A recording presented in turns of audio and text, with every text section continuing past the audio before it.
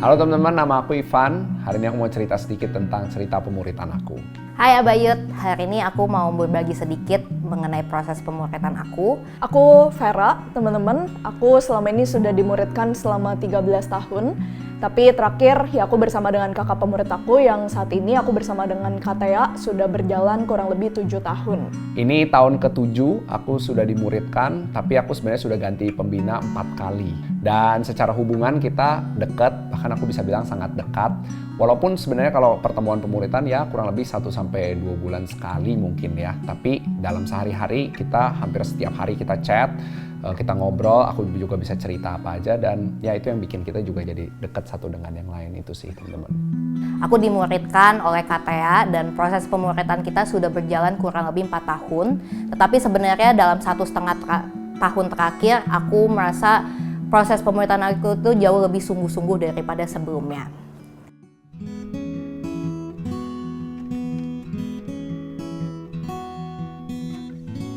Tiga kata untuk pemuritan penemanan intens. Karena aku lihat di dalam hidup aku bagaimana Katea itu selalu ada di dalam setiap hal yang aku alami.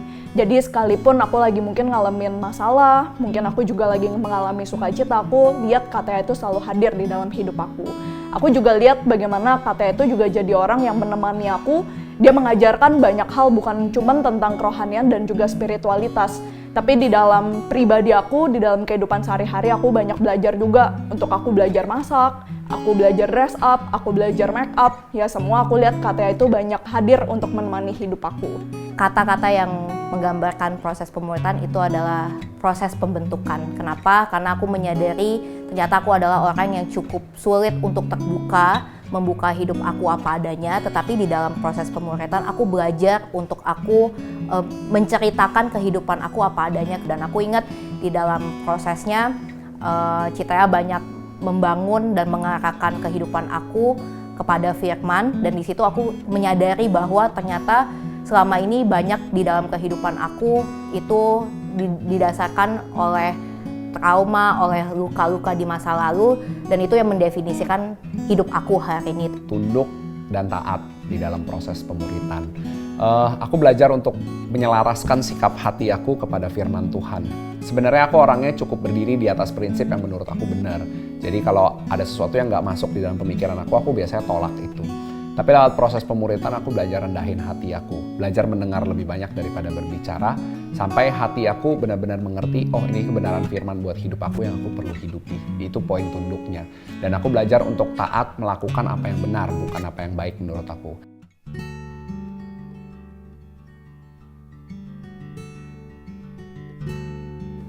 Firman yang paling mengubahkan aku ingat ada 2 teman-teman. Yang pertama dari Yesaya 64 ketika firman Tuhan bilang gini, perbuatanmu seperti kain kotor di hadapan Tuhan. Aku pertama kali di pemuritan dengar ayat itu, dan aku jadi mengerti satu hal. Karena dulu itu aku orangnya bangga banget sama perbuatan-perbuatan aku, khususnya dalam pelayanan.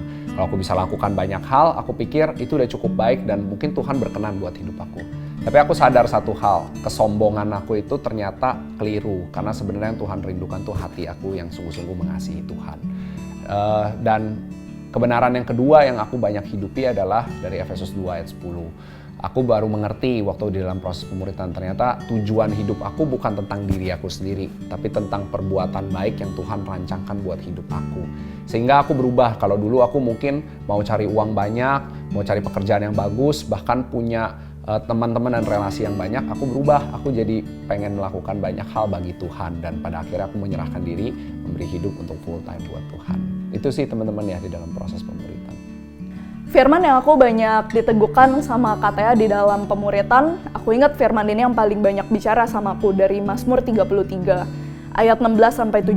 Seorang raja tidak akan selamat oleh besarnya kuasa, seorang pahlawan tidak akan tertolong oleh besarnya kekuatan. Kuda adalah harapan sia-sia untuk mencapai kemenangan, yang sekalipun besar ketangkasannya tidak dapat memberi keluputan. Aku diingetin di dalam pemuritan teman-teman, kalau aku tuh orang yang suka bermegah di dalam hal-hal yang aku bisa lakukan, baik itu mungkin pelayanan, perbuatan aku, kepintaran aku. Tapi aku diingatkan di dalam pemuritan, aku itu dikasihi oleh Allah bukan karena semua hal yang aku tuh bisa lakukan gitu.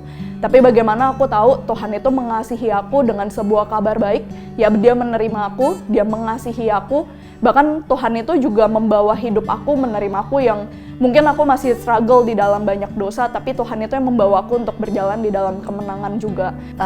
Ada satu ketika waktu kita lagi pemuritan, aku cerita mengenai kehidupan pelayanan aku, teman-teman. Waktu itu katanya mengingatkan aku satu ayat dari 2 Timotius 2, teman-teman, dikatakan gini, usahakanlah untuk hidupmu itu layak di hadapan Tuhan supaya kamu tidak malu dan kamu dapat berterus terang memberitakan Injil karena Allah mengenal siapa kepunyaannya. Dan dari situ aku menyadari bagaimana seharusnya kehidupan aku itu bukan didasarkan kepada banyaknya tekanan, banyaknya penuduhan daripada dunia yang ditujukan kepada aku, tetapi harusnya hidup aku itu didasarkan kepada kehidupan yang layak di hadapan Tuhan, karena Tuhanlah yang memiliki kehidupan aku itu, gitu, teman-teman.